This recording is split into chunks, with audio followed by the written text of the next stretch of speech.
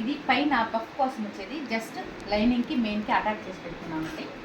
ఈ కింద బార్డర్ అనేది వస్తుంది కదా, ఇది మన హ్యాండ్ లూజ్ ఎంత వస్తుందో దానికన్నా 2 ఇంచెస్ ఎక్స్ట్రా తీసుకొని పైన కింద ఇట్లాగా లోడింగ్లో పైపింగ్ చేసుకున్నాం.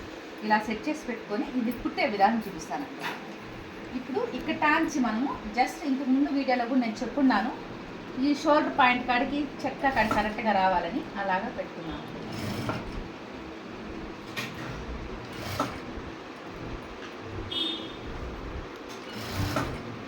ఇక్కడ టాంచి ఇక్కడ వరకు మనకు ఈ చక్కాలో వచ్చే అంత కుచ్చులు పెట్టాలి.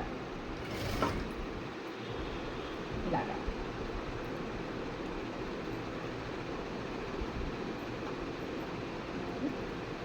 4, 5, 6 కరెక్ట్గా ఈ షోల్డర్ పాయింట్ కాడికి ఇది వచ్చేస్తుంది. ఒకవేళ అట్లా తక్కువ వచ్చిందంటే ఇట్లాగా సర్దుకోండి.